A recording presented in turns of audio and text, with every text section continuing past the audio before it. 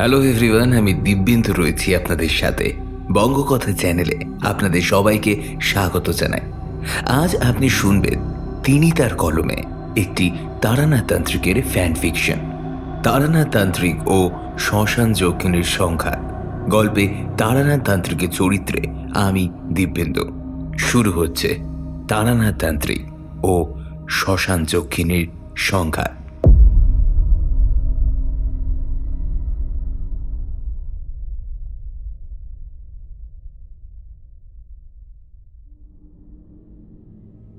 শ্মশান যক্ষিণী হল মূলত এক অপশক্তির প্রতিমূর্তি। এই মৃতদেহ ভোগী, এ সব দেহবাসী এবং ভয়ঙ্কর জীবন্ত প্রাণী বিদ্বেষী। অবশ্য এর কিছু ভালো গুণও আছে।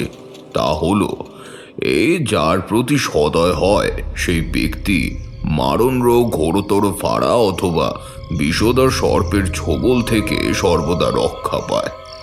যক্ষিণী তাকে রক্ষা করে, অবশ্য বিনিময়ে তাকে দিতেও হয় চরম মূল্য। কি মূল্যের কথা বলছেন ঠাকুরমশাই? আপন অন্তত কারোর একটা বলিদান। আর এমনভাবেই বলি হয়ে যাচ্ছিল চাঁদবাটি গ্রামের জমিদারের একমাত্র ছেলে বল্লভ কৃষ্ণ রায়। আর তোমরা শুনলে অবাক হবে যে তাকে বলি দিচ্ছিল স্বয়ং তার বাবাই, জমিদার ফাল্গুন কৃষ্ণ রায়। সে কি? হ্যাঁ, তাই বলছি। স্বার্থের জন্য মানুষ যে কতখানি নিচে নামতে পারে তার তুলনা একমাত্র মানুষের ব্যবহারই। কিন্তু কেন? এমন কি স্বার্থ পড়ল তার যে জন্মদাতা বাবা হয়ে নিজের ছেলেকে সে বলি দিতে চাইল? খুব সম্ভবত কিশোরী তার মুখে ব্যতিক্রমভাবে একটা যুক্তিযুক্ত কথা বলল। এবার তারানাথ একটু হাসলেন, তারপর বললেন, কামনা মানুষকে সব ভুলিয়ে দেয়, তখন কে বাবা আর কেই বা ছেলে। আসলে তারানাথের বাড়ি আজ আমরা আসিনি, বরং তারানাথকে নিয়ে এসেছি আমার বাড়ি। আমার ছেলের উপনয়ন অনুষ্ঠান, আর তারানাথ আসবে না তা কি হয়? সমস্ত দায় দায়িত্ব মিটিয়ে দিয়ে দিনের শেষে বাড়িরই একটা ছোট্ট ঘরে বসেছে এই আসর। অনেক নিমন্ত্রিত চলে গেছেন, আবার যারা দূর থেকে এসেছেন আত্মীয় স্বজন, তাদের মধ্যে কেউ কেউ এখনও আছেন বাড়িতেই। তো যারা আছে তারা আর আমি, সঙ্গে অবশ্যই কিশোরীও ছিল, সবাই মিলে তারানাথকে গল্প বলতে বাধ্য করলাম। কনকনে শীত এখন, অগ্রায়ণের মাঝামাঝি হলে কি হবে, এরই মধ্যে ঠান্ডা পড়েছে হাড় কাঁপানো।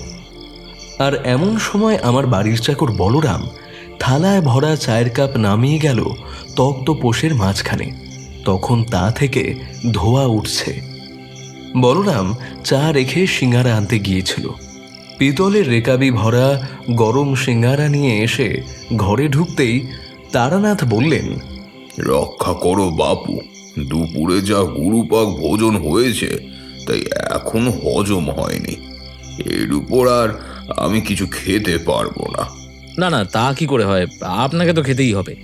একজন ব্রাহ্মণ উপস্থিত থাকতে তিনি না খেলে আর কেউ তো খেতে পারবে না। আপনি কি চান সিঙ্গারাগুলো সাজিয়ে ঠান্ডা হয়ে যাক?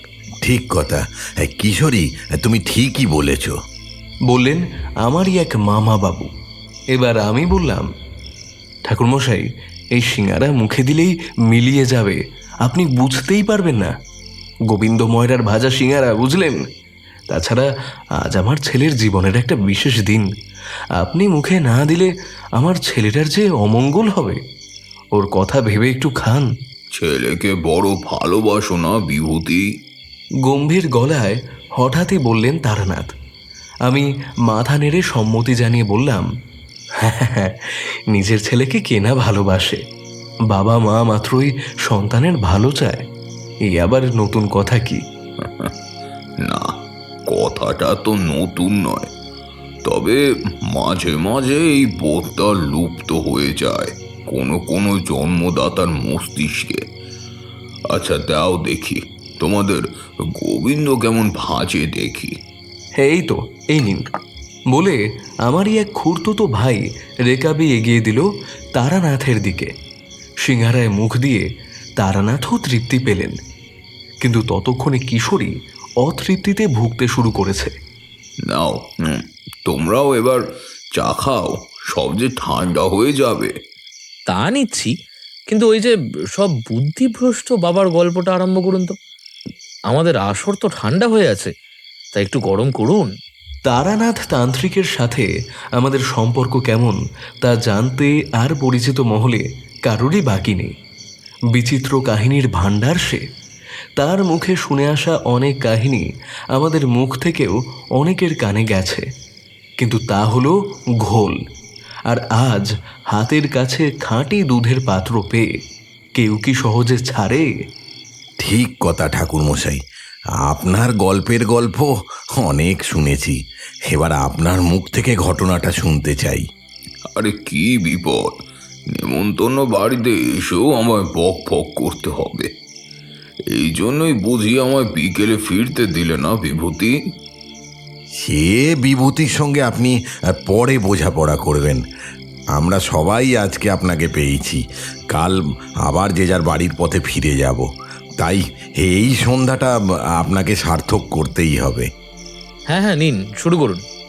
যে ঘটনা তোমরা সবাই শুনতে চাইছো, এমনকি বয়োজ্যেষ্ঠরাও শুনতে চাইছেন, সেই ঘটনার কথা 40 থেকে 45 বছর আগের। তবুও আমি ভুলে থাকতে চাই। মনে পড়লে লজ্জায় ঘেন্নায় আমি কেমন একটা দিশেহারা হয়ে পড়ি, ঠিক যেমন হয়েছিলাম অতীতের সেই রাতে।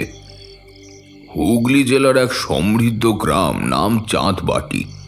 শান বাঁধানো পুকুর ঘাট, মাঠ ভরা সোনালি ফসল, বাগান ভরা ফল আর ফুলের গাছ। পুকুরে মাছ, বেরোজা পান, গোয়ালে গরু, সবই একেবারে কানায় কানায় ভরপুর সেখানে। কিন্তু এরই মাঝে বাসা বেঁধেছে ভয়ঙ্কর বিপদের বীজ। পাপ জিনিসটাই এমন, মাসে একবার গ্রাস করতে আরম্ভ করলে আর কোনো পাত বিচার রাখে না। সর্বস্ব গিলে খেতে চায় তখনও মাসটা অঘ্রাণ। দিনটা ছিল রাস পূর্ণিমার। সন্ধে হতে না হতেই রূপালি চাঁদ উঠল আকাশে। আমি ভবঘুরের মতো দিন কাটাচ্ছি তখন। প্রায় 1 মাস হলো বাড়ি ছাড়া হয়েছি। হাঁটতে হাঁটতে বড় ক্লান্ত হয়ে পড়েছি। তাছাড়া নিত্যদিন তো আর গৃহস্থ বাড়ির ব্যবস্থা আমার কপালে হয় না। আর যখন তা না হয়, তখন আমার বিনা ছাউনিতেই আকাশের নিচে রাত কাটাতে হয়। আর হেমন্তের রাত বাড়তে শুরু করলে হিমও পড়তে শুরু করে। সেই হিম মাথায় পড়েই সর্দি জ্বর বেঁধেছে আমার। তবুও কষ্ট করে আমি এগিয়েই যাচ্ছিলাম, কারণ আমার পথে পিছিয়ে আসার কথা আর মাথায় নেই। মনের জোরে হেঁটে যাচ্ছি, কিন্তু যতই হোক শরীরটা তো মানুষের, কতই আর এই জোর জুলুম সইবে সে, হ্যাঁ? তাই এক সময় সে নেতিয়ে পড়ল। সন্ধ্যার মুখে মুখে আমি এই গ্রামেরই একটা অবস্থিত এক নদীর পাড়ে গিয়ে আছড়ে জ্ঞান হারালাম। গায়ে গঞ্জের সন্ধ্যাবেলা, বুঝতেই পারছো 40 বছর আগে কেমন হতে পারে বলো তো। খোলা পথে অসংখ্য বিপদ, চারপাশে শিয়াল কুকুর ডাকছে তখন। হিংস্র কুকুরের দল এই এলাকায়। অপরিচিত মানুষ ঢুকেছে দেখেই মেজাজ হারায় তারা। তারপর মশা, ম্যালেরিয়া, একের পর এক গ্রাম উজাড় হয়ে যাচ্ছে তখন। এমনই শোনার সময় আমি বেড়াতে বেরিয়েছি। ভাগ্যে মরণ ছিল না, তাই বাঁচার উপায় হলো। জ্ঞান হারিয়েছিলাম কখন তা তো আর মনে নেই। কতক্ষণ অচেতন ছিলাম তাও জানি না। তবে চেতনা যখন ফিরল, তখন জানলাম সবটা। এই যে বাবা, তোর জ্ঞান ফিরেছে? যাক, ভালোই হয়েছে। ঠাকুর দয়া করেছেন। এই এই নাও তো বাবা, দুধটুকু খেয়ে নাও তো বাপ। বলেই আমার মুখের কাছে একটা তেবড়ানো আমার বাটি এগিয়ে আনলো। সে কে? কার কথা বলছেন আপনি? বললাম আমি। এক বৃদ্ধা। এদিক ওদিক চেয়ে দেখলাম খোড়া চালে ছাওয়া একটা মিঠু ঘর। তারই মেঝেতে একটা ছেঁড়া কাঁথায় বিছানায় আমি শুয়ে আছি। আমার মাথার কাছে একটা কুপি জ্বলছে, আর আশেপাশে আছে সেই বৃদ্ধা। সাদা গায়ের চামড়া কুঁচকে গেছে, পরনের কাপড়টা ময়লা শত ছিন্ন, শীর্ণ চেহারা তার, গলা স্বরও ভাঙা ভাঙা, কিন্তু তবুও মমতায় উজ্জ্বল হয়ে আসে সে যেন। মায়ের মতো তার মুখ। আমি একভাবে তাকে দেখছি। সে আমায় বলল, ও বাপ, দুধটা ঠান্ডা হয়ে গেলে আমি কিন্তু আর গরম করতে পারবো নি গো। আজটুকু যা ছিল সব ফুরিয়ে গেছে। তুমি এই বেলা খেয়ে নাও তো দেখি। আমার খিদে পেয়েছিল, তার উপর আমার মায়ের মতো কেউ বললে মানুষ কথা শুনতে বাধ্য।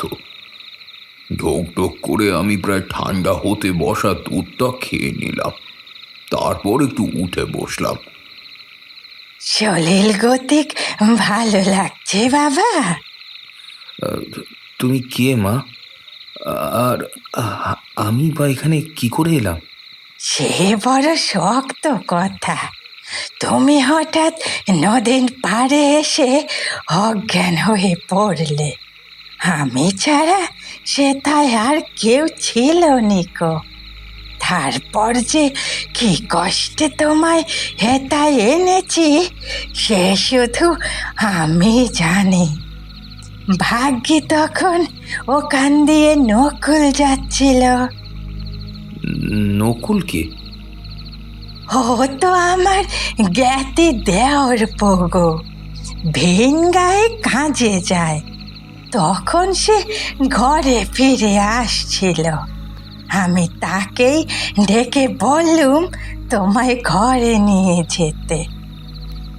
ও, তা সে এখন কোথায়? ও অনুকূল, তার তো আজ বড় কাজ। বউটা আতুর ঘরে ঢুকেছে, সে দরজার বাইরে দাঁড়িয়ে আছে বোধহয়।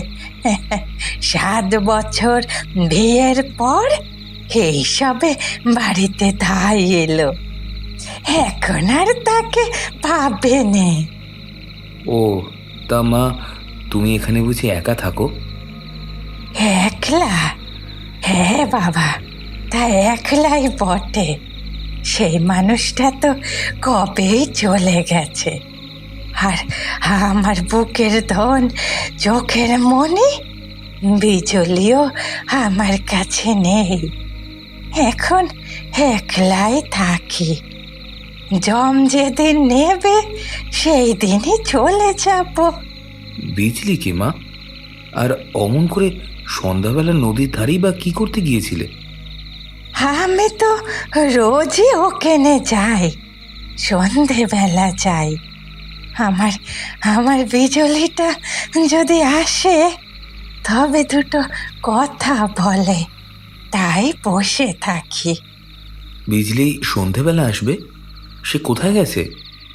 ঠিক এই সময় সে আমার কোনো উত্তর দেবে কি দেবে না ভাবছে, হঠাৎ বাইরে শোনা গেল দারুণ হই হট্টগোলের আওয়াজ। গাড়ির চাকা শুকনো মাটির উপর যে দ্রুত গড়িয়ে আসছে। মনে হলো গায়ের ভিতরের দিক থেকেই আসছে। আর সেই সঙ্গে এক নারী কণ্ঠের অনুনয় বিনয়ের আর্তনাদ শোনা যাচ্ছে। ছেড়ে দাও আমায়, আমায় ছেড়ে দাও দোহাই। তোমরা তো আমার প্রতিবেশী, তোমরা আমার সাথে এমন কেন করছো? আমাকে ছেড়ে দাও তোমরা, আমি বাঁচতে চাই। এই কটা কথাই কানে এলো, কারণ অনেক পুরুষালী গলার ওজনে একটা মেয়ের গলা চাপা পড়ে যায় সহজেই। অনেক পুরুষ মিলে দাবিয়ে রাখছে কি হচ্ছে বাইরে, ও কিসের আওয়াজ। দেখতেই হবে আমায় বলেই আমি উঠে বাইরে যেতে গেলাম। না না বাবা, তুমি যেওনি, যেওনি তুমি। জমিদারের লেটেলরা তোমায় দেখতে পেলে খুন করে ফেলবে। লাঠি সোটা নিয়ে বসে আছে ওরা, তোমায় দেখতে পেলে খুন করে ফেলবে। বাবা, তুমি তুমি এখানে বসো তো, চুপ করে বসো। বলেই সেই বৃদ্ধা শক্ত করে আমার হাত ধরে সেখানে বসিয়ে রাখলেন ততক্ষণ, যতক্ষণ না গাড়ি আর গলার আওয়াজ আমাদের ছাড়িয়ে চলে গেল দূরে।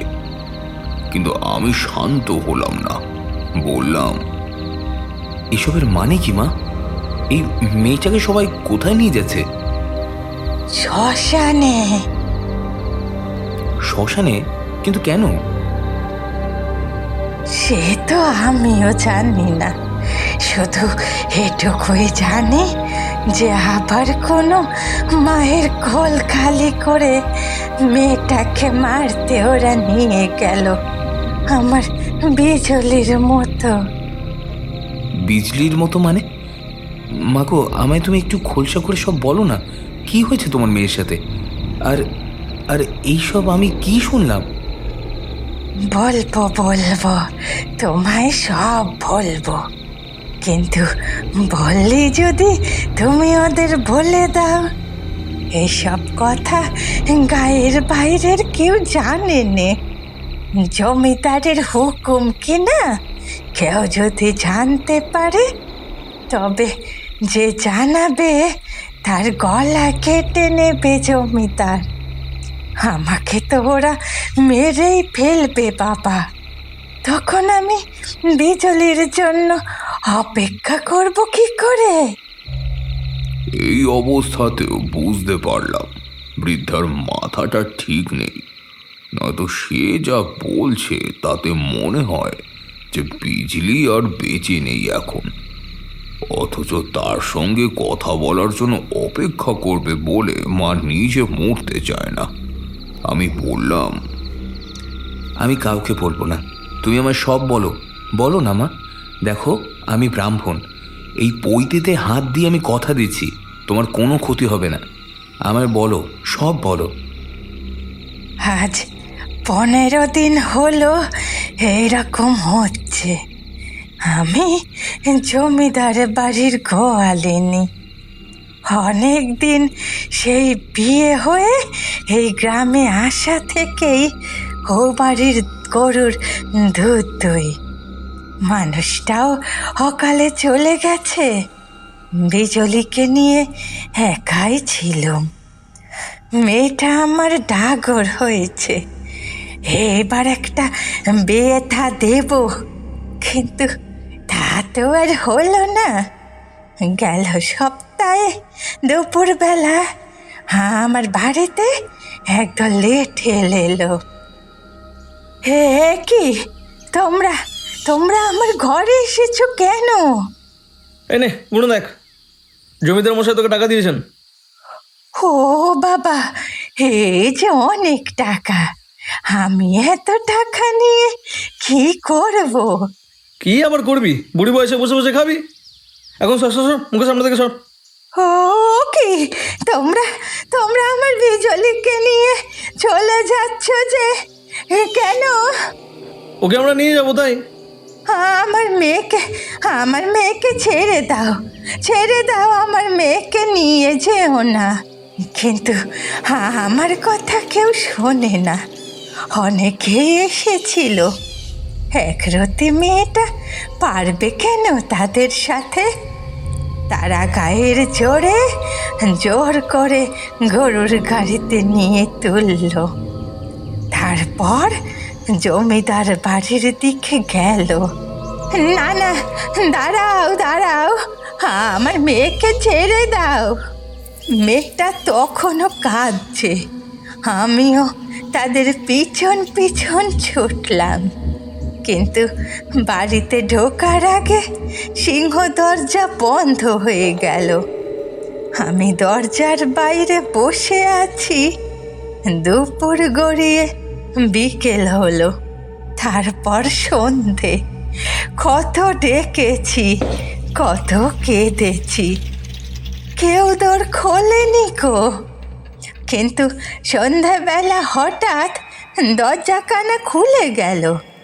তারপর দেখি সবাই মিলে আমার বিজলিকে পাজা কোলা করে গাড়ি সমেত বাইরে নিয়ে আসছে। আমি বুক ফেটে দাঁড়ালুম। আমার মেয়েকে তোমরা কোথায় নিয়ে যাচ্ছ? ছেড়ে দাও, ছেড়ে দাও ওকে, আমি বাড়ি নিয়ে যাব। বিজলি আমার কাঁদছে জানো। আমি গাড়ির সামনে দাঁড়িয়ে আমার মেয়েকে ফেরত চাইছি, কিন্তু তারাই কিছুই শুনছে নে। এমন সময় জমিদার মশাই এসে দাঁড়ালো।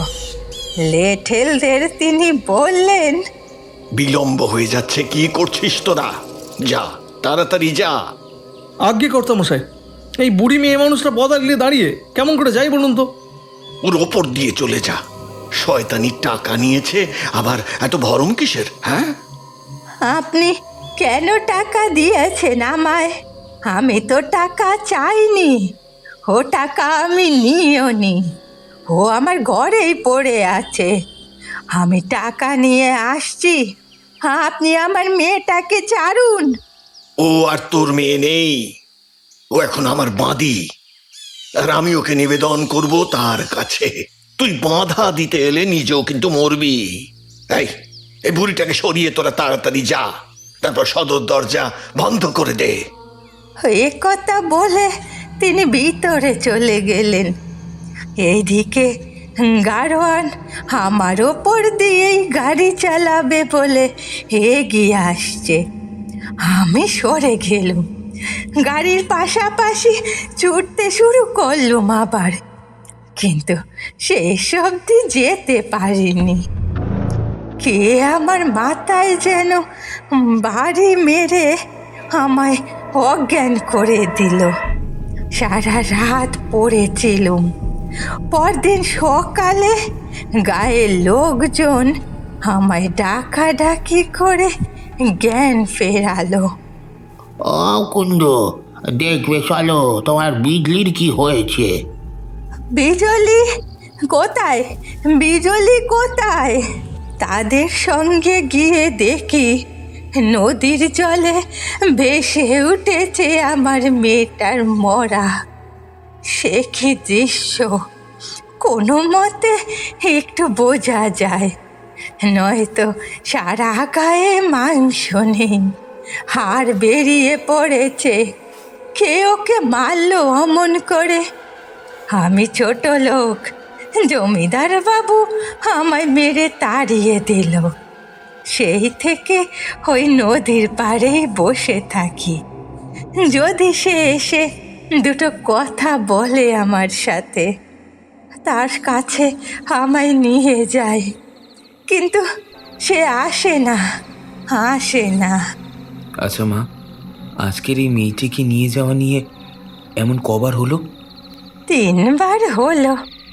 প্রথমে সে মেয়ের কি হয়েছে কেউ জানে না। আমাদেরই গায়ের হরিতাতির মেয়ে, খুঁজে পাওয়া যায়নি তাকে। নিখোঁজ সে আজও। আর তারপর আমার বিজলি, তোমায় তো বললুম, তাকে ওই অবস্থায় জলে ফেলে দিয়ে গেছে। আজকে যাকে নিয়ে গেল সে কে? তা আমি জানি না বাবা, কাল সকাল হলে জানতে পারবো। এসব কথা তো আর চাপা থাকে নে, শুধু গায়ের বাইরে বেরোতে পারে নে, এই যা। আমি এবার উঠে দাঁড়ালাম। অসমর্থ শরীরে আমাকে বেরোতে হবে বাইরে। মা বলল, এ কি বাবা, তুমি উঠে পড়লে কেন? জমিদার বাড়ি যেতে হবে মা, এক্ষুনি। তারপরে জানতে হবে ও বাড়ি থেকে মেয়ে ধরে নিয়ে লেঠিলগুলো কোথায় গেছে, সেখানেও যাব আমি। হ্যাঁ, না না, ও কাজ করোনি। ওরা তোমাকেও নিকেশ করে দেবে। ওরা চাইলে পারে না এমন কোনো কাজ নেই গো। হায় হায় গো, কি হওয়ার কথা আর কি হচ্ছে এখন। আমাদের গ্রামে সবার আনন্দ করে দিন কাটানোর কথা। আজ বাদে কাল নতুন বউ আসবে, অথচ আমাদের দশা দেখো। নতুন বউ? কার নতুন বউ আসবে মা? কার আবার? আমাদের ছোট কর্তার। তার তো বিয়ে ঠিক হয়েছে, নিকুঞ্জ গ্রামের এক বাউনের মেয়ে। বাপ গরিব, কিন্তু মেয়েখানা বড় সুন্দর, যেন চাঁদের মতো মুখ তার।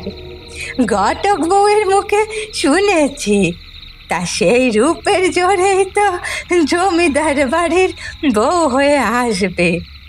ছোট কর্তা বড় ভালো মানুষ, আপন ভোলা শান্ত ছেলে।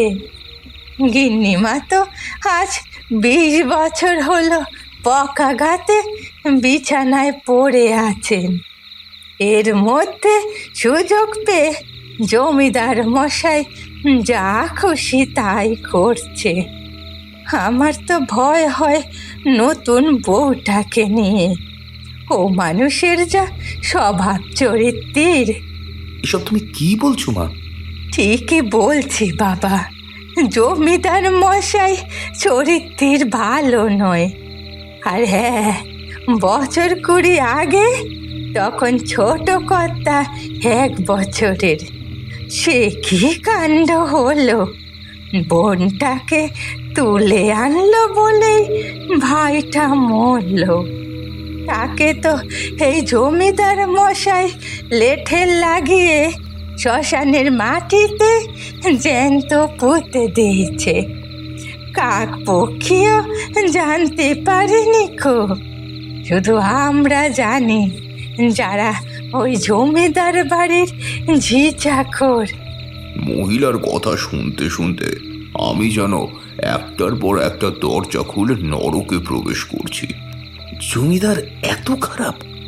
তবে আর বলছি কি বাবা, তবে তখন তার বয়স ছিল, এখন তো তিনি আজ বাদে কাল বৌমার শ্বশুর হতে চলেছেন। আর এমন সময় কিনা এইসব কাণ্ড। সে সময় সেই চণ্ডালিনীকে তুলে এনে সে তার নাচ মহলে রেখেছিল সারা রাত।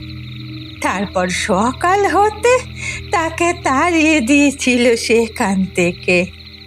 শ্মশানের পাশে নদীতে ঝাঁপ দিয়ে জ্বালা জড়িয়েছে। আর তারপরেই গিন্নিমা পকাঘাতে পড়লেন।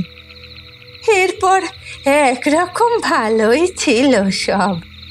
জমিদার মশাইও শান্তই ছিলেন, কিন্তু হঠাৎ যে কি আরম্ভ হলো, হ্যাঁ, তাও ও বাড়িতে গুরুদেব আসার পর থেকে। গুরুদেব শব্দটা শুনে আমার মাথা গরম হয়ে গেল। এমন একজন নিকৃষ্ট মানুষের আবার গুরুও আছে। আমি বললাম, গুরুদেবকে তুমি দেখেছো? সে কেমন? হ্যাঁ, না না বাবা, দেখিনি, তবে শুনেছি তার কথা। গুরুদেব কারো সামনে আসেনি, নিজের ঘরেই থাকেন। জমিদার মশাইয়ের সঙ্গে তার খুব ভাব। এই মাসখানেক হলো তিনি এসেছেন, আর তারপর থেকে এসব। কিন্তু এখন যে এই কাণ্ড কেন হচ্ছে তা আমরা জানি না। আচ্ছা মা, তোমাদের এই জমিদার মশাই মানুষটি দেখতে কেমন? রাক্ষসের মতো, খুব খারাপ দেখতে। দেখলে মনে হয় যমদূত। আর ছোট কর্তা, তার ছেলে, সে তো পূর্ণিমার চাঁদ। ভারী মিষ্টি স্বভাব, একেবারে মায়ের মতো হয়েছে। আচ্ছা মা, তোমাদের এই গ্রামের শ্মশান এখান থেকে কত দূর? শ্মশান এই নদীর পাড় ধরে গেলে একখানা জঙ্গল পড়ে, হোগলার বন। তারও পারে সেই চণ্ডালদের থাকবার ঘর বাড়ি। আর সেই বাড়ি ঘরের পেছন দিকেই শ্মশান বাবা। বৃদ্ধার কথা শুনে বুঝতে পারলাম বেশ খানিকটা হাঁটতে হবে। এদিকে সময়ও বেশি নেই, আকাশের চাঁদ অনেকটা গোল হয়েছে। এবার আমি মহিলাকে বললাম, মা, তোমার মেয়েকে আর ফিরিয়ে আনতে আমি পারবো না, কিন্তু আজ যে মেয়েকে মায়ের কোল থেকে কেড়ে নিয়ে গেল তাকে বাঁচাতেই হবে। আর আমি কথা দিয়ে যাচ্ছি, তাকে ফিরিয়ে আনবো, আর সঙ্গে চিরকালের মতো এই অনাসৃষ্টি কাণ্ড আমি বন্ধ করব আজ। এখন যাচ্ছি, তুমি ঘরেই থাকো। যাচ্ছ? না না বাবা, তুমি আর কোথায় যাবে? তোমার শরীরও ভালো নয়, ওদের সাথে তুমি পারবে না। ওরা ওরা তোমায় মারবে। ওরা কি মানুষ? ওদের কোনো দয়া মায়া নেই গো। তুমি যেও নে, তুমি কাল সকাল হলে এ গা ছেড়ে চলে যাও। সেই ভালো বাবা, তোমারও তো ঘরে মা আছে, তুমি ঘরের বাইরে যেও নে। মা গো, আমি না গেলে যে বড়ই বিপদ, সর্বনাশ হয়ে যাবে। আমাকে যেতে দাও।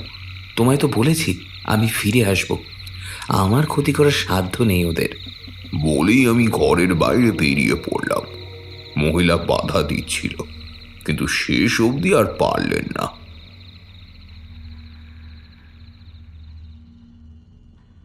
এই অবধি বলে তারানাথ থামলেন। এইদিকে তার কথা বলার জাদুতে আমরা সবাই বশ, কারোর মুখে কথা নেই। এমন সময় কিশোরী বলল, বিভূতি, আজ বড়ই তাল কাটছে। আরে কাউকে ডাকো না, হুকুটা দিয়ে যাক। আমি উঠে পড়লাম। ঠিকই তো, আজ পাসিং শোনেই, অন্তত হুঁকোটাই সাজিয়ে আনুক কেউ। আমারই এতক্ষণে এদিকটা দেখা উচিত ছিল। আমি বেরিয়ে পড়লাম ঘরের বাইরে। বলরামকে ডেকে হুঁকো আনতে বললাম। সে ফিরেও এলো চট করে। আমার পিছন পিছনই কোলকে নিয়ে বলরাম এলো। তারানাথের হাতে সেই জিনিস তুলে দিয়ে আমি বললাম, বিলম্বের জন্য ক্ষমা করুন, নিন আরম্ভ করুন এবার। হ্যাঁ, বাকিটা শোনার জন্য তো আমরা অস্থির হয়ে যাচ্ছি। আরে বলছি যখন তখন সবাই শুনবে, একটু সবুর করে বসো না শুধু। বলেই তারানাথ পরপর হুকোতে টান দিলেন। তারপর ভিতর থেকে খানিকটা তৈরি হয়ে আবার বলা শুরু করলেন। আমি তো সেই বৃদ্ধার বলে দেওয়া পথ ধরে আন্দাজে যতটা পারা যায় তাড়াতাড়ি পা চালিয়ে জোরে হেঁটে এগিয়ে যাচ্ছি। হিম ঝরছে, এরকম ঠান্ডা হাওয়া বইছে। যতই হোক অগ্রহায়ণের মাঝামাঝি শীত তো পড়েছে, তবে পথঘাট স্পষ্ট বোঝা যাচ্ছে চাঁদের আলোয়। আশেপাশে গাছপালার অভাব নেই, ছোট ছোট ঝোপঝাড় সব জায়গাতেই রয়েছে প্রায়। শেয়াল ভাম মাঝে মাঝেই ডাকতে ডাকতে রাস্তার এদিক থেকে ওদিকে চলে যাচ্ছে, কিন্তু আমার কোনো ভ্রুক্ষেপ নেই। কেবলই আমি চাঁদের দিকে তাকাচ্ছি আর ভাবছি চাঁদটা অন্য দিকে ঢলার আগেই আমাকে সেখানে গিয়ে পৌঁছাতে হবে, কারণ যতক্ষণ মাথার উপর চাঁদ রয়েছে ততক্ষণই আমার সময়। তারপর শুরু হবে যক্ষিণীর খবরদারি, কারণ ততক্ষণে আমি বুঝে গিয়েছি এসব কাণ্ড কারখানার কারণ কি বা কে। কিন্তু এ তো আর মহাভারতের যুগ নয় যে আমি বাতাস বেগে সেখানে গিয়ে পৌঁছাবো। হাঁটতে হাঁটতে যখন অবশেষে শ্মশানে গেলাম তখন সময় প্রায় শেষের মুখে। কিন্তু এ কি কাণ্ড! এই তো শ্মশান, সবাই মিলে যাচ্ছে। সবচেয়ে বড় কথা, চিতার গর্ত খোঁড়া আছে, ছেঁড়া কাঁথা, বিছানা, ভাঙা হাঁড়ি কলসি, পোড়া কাঠ, সব কিছুই প্রমাণ করছে এটা শ্মশান ভূমি। তাহলে তাহলে সবাই গেল কোথায়? এখানে তো কেউ নেই। ঠিক এই সময় আমি যেন একটা নারী কণ্ঠের চাপা গোঙানি শুনতে পেলাম, যেন কাছেই হচ্ছে শব্দটা, কিন্তু আমি দেখতে পাচ্ছি না কিছু। তৎক্ষণাৎ সেখানে আমি পদ্মাসনে বসে পড়লাম। পদ্মবীজের মালাটা গলায় আছে আমার। আমার ভয় কিসের? গুরুর নাম স্মরণ করে আমি ধ্যান শুরু করলাম, কারণ সাধারণ চোখে খুঁজতে গেলে সময়ের অপচয় হবে। তাই এমন চোখে দেখতে হবে যে দৃষ্টি লৌকিক নয়। মনে প্রাণে সব শক্তি জড়ো করে আমি অপেক্ষা করছি। হঠাৎ চোখের সামনে স্পষ্ট হলো, কি সর্বনাশ! আমি উঠে দাঁড়ালাম তৎক্ষণাৎ, কিন্তু আমি খালি হাতে কি করে পারবো? যেখানে আমি বসেছিলাম ঠিক তার নিচে জ্যান্ত পুঁতে রাখা হয়েছে মেয়েটাকে। কিন্তু তখন আমিও মরিয়া দু হাতে শ্মশানের কাঁকর মাটি আঁচড়াতে শুরু করলাম। এমন করতে করতে সরে গেল মাটির স্তর, কারণ সবে মাত্র ফেলা হয়েছে সেটা। মাটি সরাতেই আওয়াজটা স্পষ্ট হলো, হা ভগবান, মানুষ না পিশাচেরা? মা, মা শুনছো? মা গো, আর কোনো ভয় নেই তোমার? দেখো, একবার চোখটা খোলো। মা, এসো এসো, বাইরে বেরিয়ে এসো মা, বাইরে বেরিয়ে এসো। বলেই আমি নিজের মায়ের মতো, বোনের মতো স্নেহ যত্নে তাকে মাটির তলায় তলিয়ে যাওয়া হাত দুটো খুঁজে বার করে তুলে বাইরে আনলাম। সে তখনও স্বাভাবিক হতে পারছে না। যতক্ষণই হোক মাটির তলায় বন্ধ ছিল সে। আমি তাকে সেখানে রেখে ভরসা পেলাম না। অথচ এই মুহূর্তে তার চোখে একটু জল না দিলেই নয়। কি করি এই ভাবছি, এমন সময় মধুসুন্দরী দেবীর গলা পেলাম। আমি ওকে রক্ষা করছি, তুমি যাও, জল নিয়ে এসো। দেবী, তুমি এসেছো এখানে? তুমি এখানে থাকো, আমি এক্ষুনি ওর জন্য একটু জল নিয়ে আসি। বলেই আমি শ্মশানের দিকে নদীর পাড় ধরে এগিয়ে গেলাম। কিছুক্ষণের মধ্যেই একখানা আধ ভাঙা মাটির সরায় কিছুটা জল নিয়ে এসে মেয়েটার মুখে চোখে ছড়িয়ে দিলাম। আস্তে আস্তে জ্ঞান এলো তার। আসলে অজ্ঞান সে হয়নি, শুধু আতঙ্কে ভাষা হারিয়ে ফেলেছিল। এইবার কথা বলল, চোখ খুলে আমায় দেখল। সে বলল, আমায় মেরো না, আমায় মেরো না, আমি তোমাদের কি ক্ষতি করেছি বলো?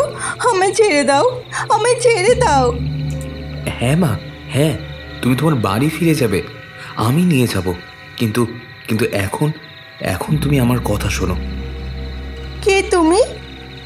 তোমার দাদা, ভাই, যা খুশি ভাবো, শুধু এখানে আর থেকো না।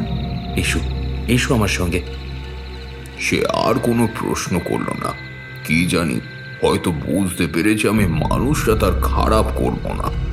তাকে সঙ্গে নিয়ে গেলাম, একটা নিরাপদ জায়গায় রাখতে হবে বলে। শ্মশানে আবার নিরাপদ জায়গা কোথায়? আছে, সব শ্মশানেই একটা আটচালা থাকে, ওখানেও ছিল। সেটারই খোঁজে গেলাম। তাকে সেখানে বসিয়ে রেখে আমি দেখতে যাব যে সদল বলে অমানুষগুলো এখন কোথায়। সবচেয়ে বড় কথা, জমিদার মশাই কোথায়? আমার জ্ঞান বলছে জমিদার এখানে আছে। সেই পাপকাণ্ডের শতাধিকারী, তার নামেই যা হওয়ার হচ্ছে। আর সে থাকবে না তা কি হয়? কিন্তু এখন তারা কোথায়? এই কথাই ভাবছি, হঠাৎ শুনতে পেলাম কথাবার্তা। আটচালার বাইরে দাঁড়িয়ে আমরা, ভিতরে মন্ত্রণা চলছে। একটা ভারী পুরুষ গলা বলল, গুরুদেব, আপনি যা বলেছেন সব তো করলাম আমি, কিন্তু এখনো তো কোনো পরিবর্তন হলো না। ফাল্গুন কৃষ্ণ, দাঁড়াও। তিনি আগে বলি গ্রহণ করুন। তার রোষ তিনি মিটিয়েছেন, তারপর ভোগ গ্রহণ করেছেন। এবার তার বাসযোগ্য একটা দেহ চাই। তা তো সে পেয়ে যাবে। মাটির নিচে আমরা তো সেই দেহ রেখে এসেছি, জীবন্ত দেহ। দেহ থেকে জীবনী নাশ করে সেই দেহে তিনি বাস করুন। আর বল্লভকেও ওরা নিয়ে এসেছে। আপনি বললেই তাকে সামনে আনা হবে, তারপর যা চান তাই করবেন। কিন্তু কিন্তু আমার তো কোনো উন্নতি হচ্ছে না গুরুদেব। এই যে আয়নাতে দেখছি, আমি আগে যেমন ছিলাম এখনো তো তেমনই আছি। তাই আমার মনে সন্দেহ জাগছে, সত্যি সব হবে তো? অবিশ্বাস করো না ফাল্গুন কৃষ্ণ, করো না। ভরসা না রাখলে তুমি সফল তো হবে না। নিকুঞ্জ গ্রামের ব্রাহ্মণ কন্যা তোমারই হবে, আর যেই দিন সে ঘরে আসবে সেই দিনই তোমার রোগগ্রস্তা স্ত্রী মারা যাবে। আমি তার নামে মারণ বান তৈরি করেই রেখেছি। কিন্তু কিন্তু তা কেমন করে হবে? হ্যাঁ, আমার আমার এই কুরূপ আগত বার্ধক্য আমায় কেমন করে সেই তন্নির কামনা করে তুলবে গুরুদেব? হ্যাঁ, কেমন করে তুলবে? তুমি অধৈর্য হয়েও না ফাল্গুন। যক্ষিণী বলি গ্রহণ করার পরই তোমার ছেলের যৌবন, রূপ, লাবণ্য সবই তোমার হবে। তখন আর তুমি কুদর্শন বৃদ্ধ থাকবে না। আর সুপুরুষ স্বামীর প্রতি কোন স্ত্রী বিমুখ থাকে বলো? সেও থাকবে না। সব দিক থেকেই সুখী হবে তুমি। এখন এখানে আর সময় নষ্ট করা যাবে না। চাঁদ ঢলে পড়েছে হয়তো এতক্ষণে। চলো, আমায় ক্রিয়ার ব্যবস্থা করতে হবে। এসো। না, কোনো পাপ ক্রিয়া হবে না এই পবিত্র শ্মশান ভূমিতে। কে? কি? দুজনে একসঙ্গে বাইরের দিকে মুখ করে বলে উঠল। আমি এবার তাড়াতাড়ি আমার পাশে দাঁড়িয়ে থাকা হতবম্ব মেয়েটির দেহ বন্ধন করলাম আগে। তারপর তাকে সুরক্ষা বলয়ের মধ্যে রেখে নিজে এগিয়ে গেলাম আটচালার ঘরের ভিতরের দিকে। ভিতরের অল্প আলো জ্বলছে। একটা মালসার কাঠকুটো জ্বালিয়েছে ওরা। সেই আলোয় দুজনের মুখ দেখলাম। কিন্তু এ কি দেখছি আমি? জমিদার ফাল্গুন কৃষ্ণ যেমন তেমনই, কিন্তু গুরু হিসাবে যে রয়েছে তার পরিচয় তো সত্য নয়। তাকে দেখেই আমি তার ভূত ভবিষ্যৎ পরিষ্কার জানতে পারলাম। তার সাধনা চরম অসভ্য, কিন্তু সে সিদ্ধ। আসলে কি জানো তো, সব সাধনাতেই সিদ্ধি বলে একটা জিনিস থাকে, আর সাধক সেটা লাভ করে তার নিষ্ঠা দিয়ে।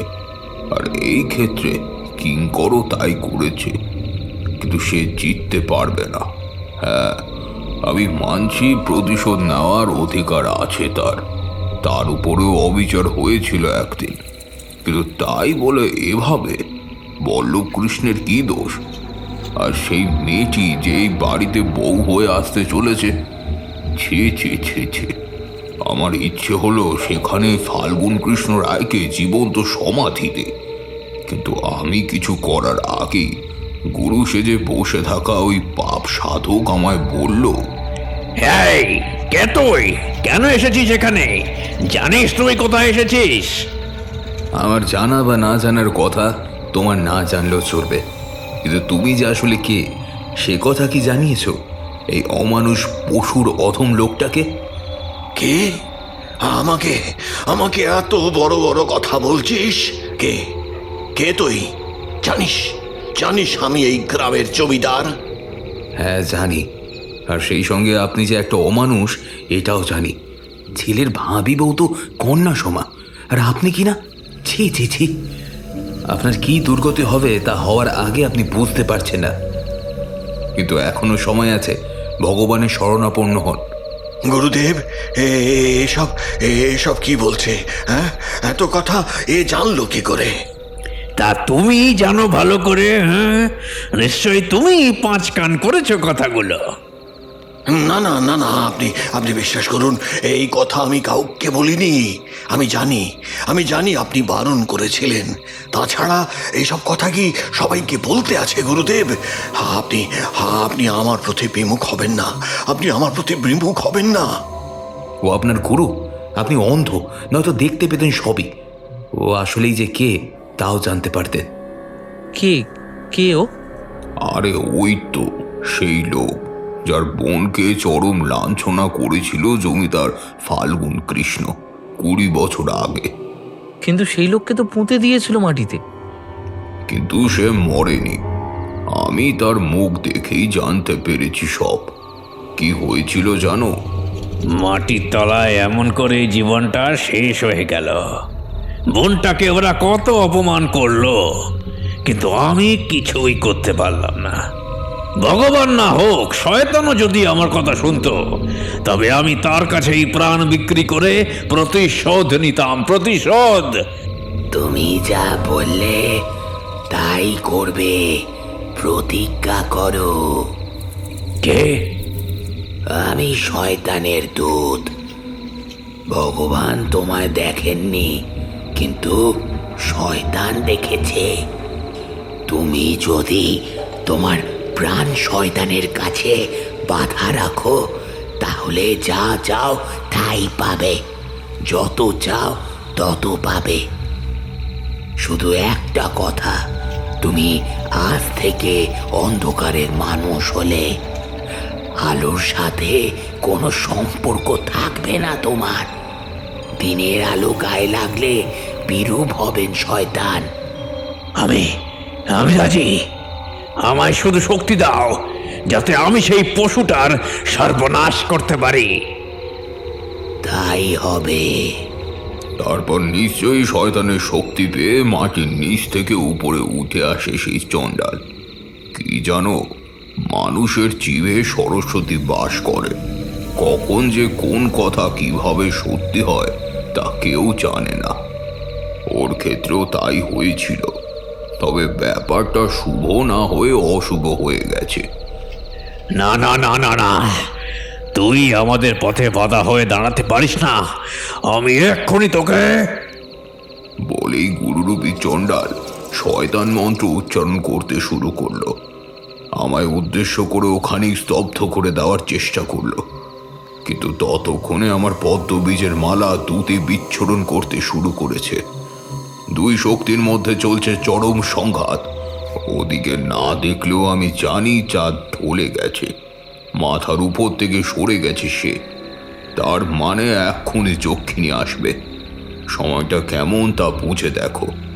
আটচালার ভেতরে আমি আর সে একে অপরের শক্তি নিয়ে মৌন যুদ্ধ করছি, আর জমিদার ফাল্গুন কৃষ্ণ কেবল দাঁড়িয়ে দেখছে সব। আবার সময় আরম্ভ হয়েছে বুঝতে পেরে দক্ষিণে সত্তারা এগিয়ে আসছে। বাইরে দাঁড়িয়ে আছে গ্রামের হতভাগিনী। তার কোনো বিপদ হবে না, কিন্তু বল্লভ কৃষ্ণের কি হবে? লেঠেলরা তো কর্তার হুকুমে ছোট কর্তাকে সম্ভবত ওই জঙ্গলটার মধ্যেই বলির জন্য তৈরি করে রেখেছে। আর চাঁদের সঙ্গে তাদেরকে বলেছিল বোধহয় এরা। এবার তারা যদি তাকে নিয়ে এসে পড়ে আর মুখোমুখি হয় যক্ষিণীর, তখন কি হবে? আমি দুটো দিক কিভাবে সামলাবো? মন্ত্র উচ্চারণ করতে করতে এই চিন্তাটাই আমায় অস্থির করে তুলল। হঠাৎ শ্মশানের কোনো একটা কোণ থেকে কেঁদে উঠল রাতচড়ারা। সময় নেই। কি হবে, কি হবে এবার? মধুসুন্দরী দেবী, তুমি জাগ্রত হও। আমি অন্তর দিয়ে ডাকলাম তাকে। এবার এখান থেকে সরার উপায় নেই, অথচ বাইরেটাও সামলাতে হবে। ওদিকে শুনতে পেলাম হট্টগোল। ছোট কর্তাকে নিয়ে লেঠেলরা বকশিসের লোভে এগিয়ে আসছে শ্মশানের এদিকে যক্ষিণীও এসে পড়েছে। আমি ষষ্ঠ ইন্দ্রিয় দিয়ে বুঝতে পারছি, কিন্তু এই গুরুকে কাত না করে আমি এখান থেকে যেতে পারবো না। দুটো শক্তির প্রবল, শয়তানের শক্তিও সহজে অগ্রাহ্য করা যায় না, কারণ সেটাও একটা শক্তি।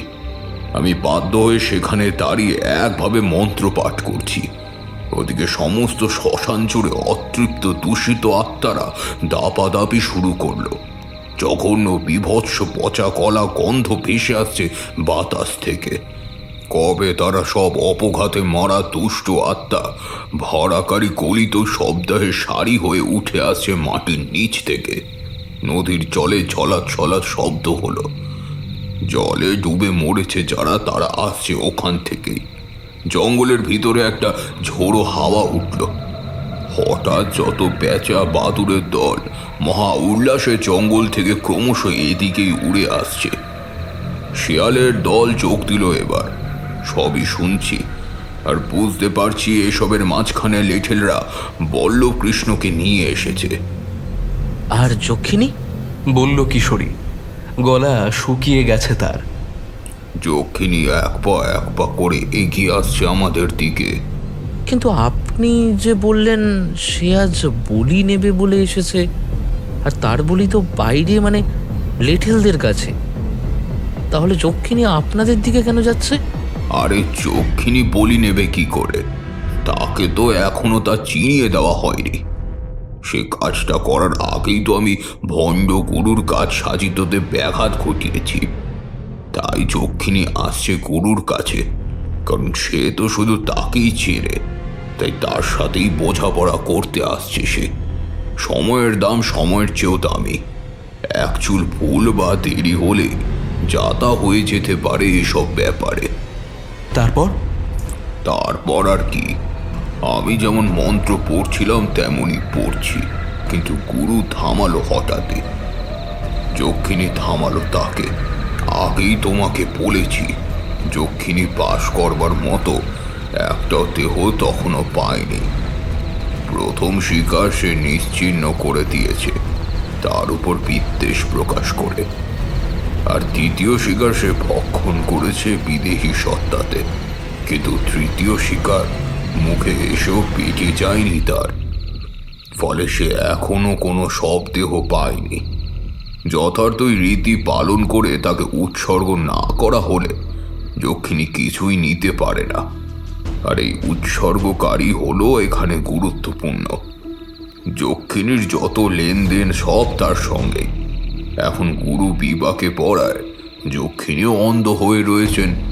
সে তার অন্ধত্বের দায় চোকাতেই এসেছে গুরুর কাছে। আমায় ছেড়ে দাও, ছাড়ো ছাড়ো বলছি। আমি তোমাকে বলি দেব, আমি তোমাকে রক্ত দেব, আমি সব দেহ জোগাড় করে দেব। আমায় ছেড়ে দাও, আমায় ছেড়ে দাও। ওই পাপী, ওকে জিজ্ঞাসা করো, ওকে ধরো, ওকে ধরো। আমায় ছেড়ে দাও। অশরীরী সত্তা যক্ষিণী জমিদারের চোখে ধরা পড়েনি, কিন্তু আমি স্পষ্টই দেখেছি মধুসুন্দরী দেবীর দৃষ্টি আমার চোখে। দেবী আমার মধ্যে জাগ্রতা। যক্ষিণী অন্ধকারের আলেয়ায় করা ভয়ঙ্কর মূর্তি, রক্তাক্ত ত্রিনয় তার। শ্মশানে থাকে বলে তার সর্বাঙ্গে মৃত হাড়ের অলঙ্কার। সে এখন ধারালো তার রক্তাক্ত জিভে বিভৎস হাসি হাসছে, আর দু হাতে শানিত নখে বারবার আঘাত করছে শয়তানের সেবক ছদ্মবেশী গুরুর ঊর্ধ্বাঙ্গে। গুরুদেব, গুরুদেব, আপনার কি হয়েছে? আপনার কি হয়েছে? আপনি ওরকম করছেন কেন? আপনি ওরকম করছেন কেন গুরুদেব? জমিদার এই বলতে বলতে গুরুর কাছে গেল, আর যাওয়া মাত্রই জমিদারের আর্তনাদ শোনা গেল। যক্ষিণী দু হাতে দুজনকে নিয়ে পড়ল। আমি দাঁড়িয়ে দেখছি সব। ছটফট করতে করতে অপার্থিব অপশক্তি গ্রাস হয়ে গেল দুজন। এক কণাও মাংস ছাড়ল না যক্ষিণী। দুজনকে গিলে খেয়ে এসে মিলিয়ে গেল। কোথায় গেল? ওই শ্মশানেই বিলীন হয়ে গেল সে। আটচালার বাইরে বেরোতে আমি মধুসুন্দরী দেবীকে বললাম, দেবী, আমি এবার কি করি? গ্রামের জমিদার নিহত হয়েছে, এই কথাটা আমি প্রচার করব কিভাবে? তোমার তো কিছু বলার প্রয়োজন নেই। তুমি জমিদার পুত্রকে তার বাড়ি নিয়ে যাও, তার কিছুই মনে থাকবে না আমার আশীর্বাদে। আর ওই মেয়েটি, ওকেও তার বাড়ি পৌঁছে দাও, আপনজনের কাছে পৌঁছে দাও। তুমি যদি চাও, আমি সমগ্র গ্রামের চিন্তা থেকে এই বিভীষিকার কথা মুছে দেব। না দেবী, তার কোনো দরকার নেই। সবাই যা জেনেছে তা তাদের জানাই থাক, কিন্তু যা তারা জানে না সেই কথা কেমন করে জানাবো আমি? আমায় শুধু এইটুকু বলো। বেশ, তুমি তাদের সত্যি কথাই বলো। তুমি যা জানো তাই। এরপর যে যেমন খুশি বুঝে নিক, তোমার তো কোনো দায় নেই। তোমার কথাই আমি রাখবো। এবার তবে আমি ওদের নিয়ে যাই এখান থেকে। হ্যাঁ, যাও। দেবীর আশীর্বাদ নিয়ে আমি সেই মেয়েটিকে সুরক্ষা বলয় ছিন্ন করলাম। তারপর তাকে নিয়ে লেঠেলদের দিকে এগিয়ে গেলাম। লেঠেলরা তখন ভয়ঙ্কর মাতাল। মেয়েটিকে দেখেই তারা উত্তপ্ত হয়ে উঠল। ওরা আমায় ধরে নিয়ে যাবে, আমি যাব না। তুমি ভয় পেও না বোন, ওদের ব্যবস্থা আমি করছি। বলেই আমি তাদের দিকে তাকিয়ে কিছু মুহূর্ত স্থির হলাম, আর তারপরেই অচল হয়ে গেল তারা। স্তব্ধকরণী মন্ত্র পড়ে গোটা রাতের জন্য আমি তাদের সেখানে বন্ধ করে রাখলাম। তারপর প্রায় অচৈতন্য জমিদার নন্দনকে পা চাকোলা করে সেই মেয়েটিকে সঙ্গে নিয়ে আমি গ্রামের ভিতর দিকে হাঁটতে শুরু করলাম। এমনভাবে গ্রামে ফিরে সেই বৃদ্ধাকে ডেকে সব কথা বললাম। তারপর তাকে বললাম ওই মেয়েটিকে তার ঘরে পৌঁছিয়ে দিতে। তুমি এইসব কি বলছো বাবা? হে কি করে হয়?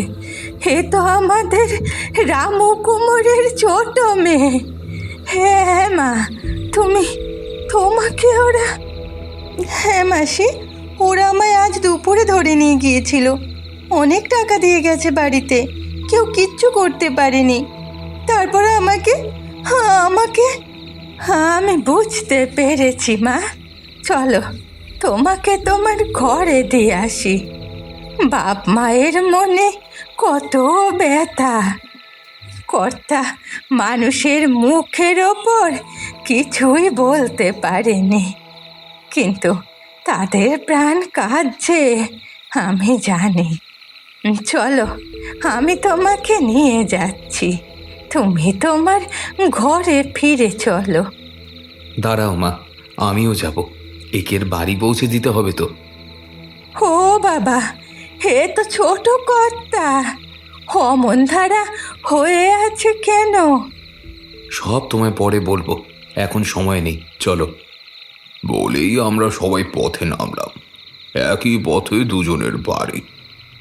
মা কুন্দ সেই মেয়েটিকে নিয়ে তার ঘরে গেল, আর আমি গেলাম জমিদার বাড়ি। সিংহ দরজা খোলাই ছিল।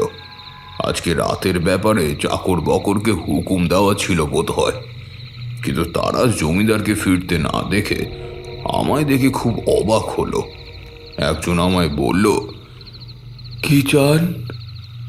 তোমাদের ছোট কর্তা অসুস্থ, তার চিকিৎসার প্রয়োজন, আর আমি জমিদার গিন্নির সাথে দেখা করতে চাই। গিন্নিমার ঘর কোন দিকে আমায় দেখিয়ে দাও। সঙ্গে ছোট কর্তা আছেন দেখে আর আমার গলার গাম্ভীর্য শুনে আমার কথাই রাখলো তারা। আমি প্রথমে অচৈতন্য বল্লভ কৃষ্ণকে বিছানায় রেখে বললাম, কবিরাজ মশাইকে খবর দাও শিগগিরই। বলেই এক ঝির সঙ্গে গিন্নি মায়ের সঙ্গে ঘরে ঢুকলাম।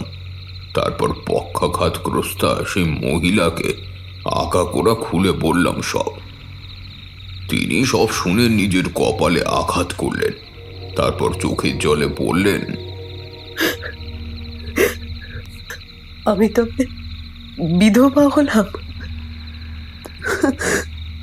কষ্ট হচ্ছে জানেন, কিন্তু ওই লোকটার মতো মানুষ বেঁচে থাকলে সকলেরই ক্ষতি।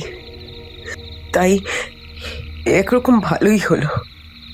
ঠাকুর, আপনি কে তা আমি জানি না, শুধু আমার ছেলেটা যেন সেরে ওঠে এইটুকু দেখবেন, আর আমি যেন তাড়াতাড়ি মরি, এই আশীর্বাদ করবেন ঠাকুর, এই আশীর্বাদ করবেন। মা, আমি সাধারণ মানুষ, আমার কাছে খুব বেশি কিছু চাইবেন না। ভগবানের উপর ভরসা রাখুন। কাল অসৎ কাজ মিটলে ঘরে ছেলের বউ আসবে, আপনি সেদিনের জন্য অপেক্ষা করুন। বলেই চলে এলাম তার ঘর থেকে। কবিরাজ এসে ছোট কর্তাকে দেখছেন, তার মানে চিকিৎসা শুরু হয়েছে। তখন আর দাঁড়ালাম না, সেই বাড়ি থেকে বেরিয়ে এলাম যখন তখন শেষ রাত। মা কুন্দ ঘরের বাইরে বসেছিল, আমায় দেখে বলল, এসব কি হলো বাবা? হ্যাঁ, আমি তো কিছুই বুঝতে পারছি নে। মাগো, মানুষ যখন স্বার্থের মোহে অন্ধ হয়ে যায় তখন আর তার ভালো মন্দের জ্ঞান থাকে না। তোমাদের জমিদার মশাইয়েরও তেমনই হয়েছিল, আর তিনি তার শাস্তি পেয়েছেন। আজ 20 বছর আগে যে ভাইয়ের চোখের সামনে তার বোনকে অপমান করেছিলেন জমিদার, সেই ভাই চেষ্টা করেছিল বোনের অপমান শোধ নেওয়ার, কিন্তু শেষমেশ আর ততটা পারেনি যতটা করতে চেয়েছিল। সব হিসেব অন্যরকম হয়ে গেছে। তা যাই হোক, অত কথায় কাজ নেই। তোমরা এখন থেকে নিরাপদ।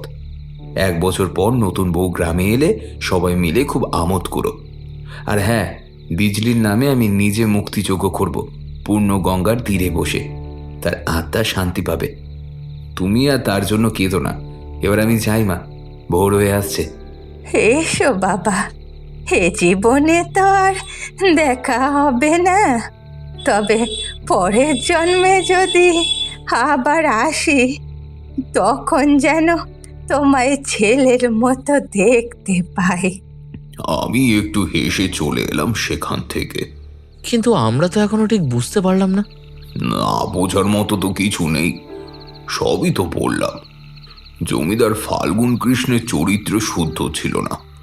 যখন সময় ছিল তখন তার যা খুশি সে করেছে, কিন্তু দিনের বেলা ফুরিয়ে আসার মুখে তার আবারও দুষ্ট প্রবৃত্তি মাথা চাড়া দেয়।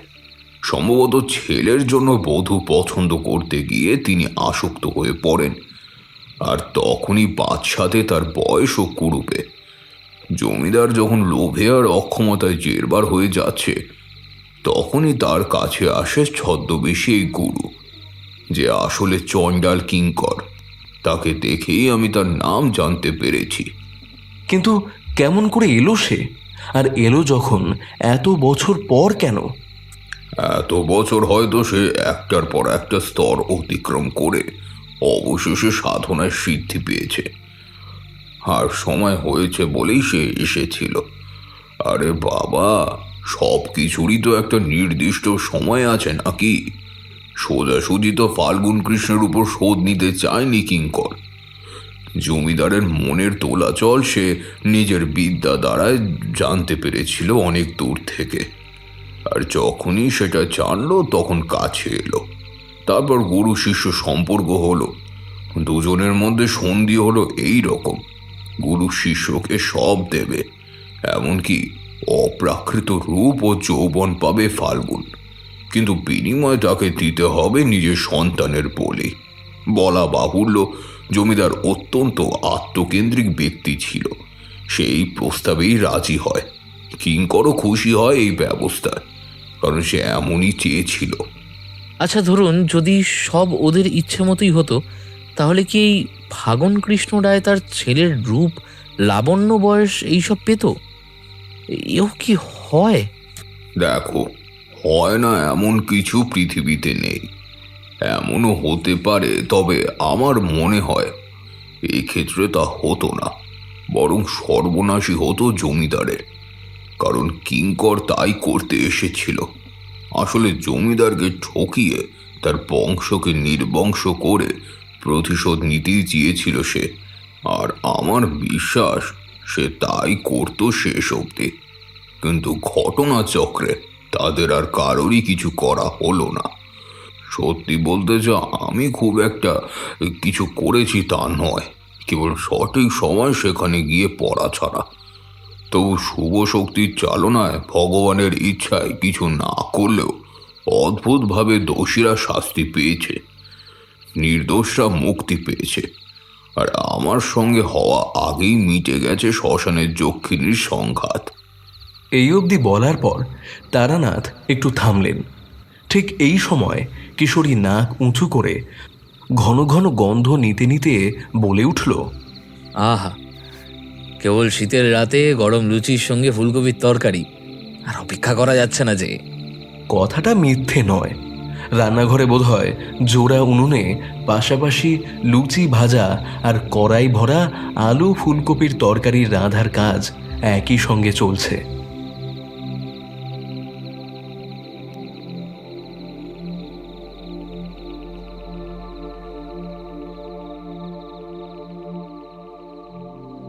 শুনছিলেন তিনি তার কলমে আজকের কাহিনী, তারানাথ তান্ত্রিক ও শ্মশান যক্ষিণীর সংঘাত। গল্পে তারানাথ তান্ত্রিকের চরিত্রে ছিলাম আমি, দিব্যেন্দু দাস। অন্যান্য চরিত্রে অভিক, সৌরভ, পূজা, পার্থ অরণ্যদেব, রিমঝিম, রাজ, দীপ্তিমান, দিব্যেন্দু গোস্বামী এবং ইন্দ্রাণী। শব্দ সংযোজন ও আবহে ফিনিক্স, পোস্টার ডিজাইনে আকাশ। কেমন লাগলো আমাদের আজকের এই গল্পটি জানাবেন আমাদের ইউটিউব কমেন্ট সেকশনে। আর আপনি এই চ্যানেলে নতুন হয়ে থাকলে চ্যানেলটি সাবস্ক্রাইব করে বেল আইকনটা ক্লিক করে রাখবেন, যাতে নতুন নতুন গল্প আসলেই আপনি তা শুনতে পারেন। আজকের জন্য বিদায়। ভালো থাকবেন, সুস্থ থাকবেন এবং শুনতে থাকবেন বঙ্গকথা।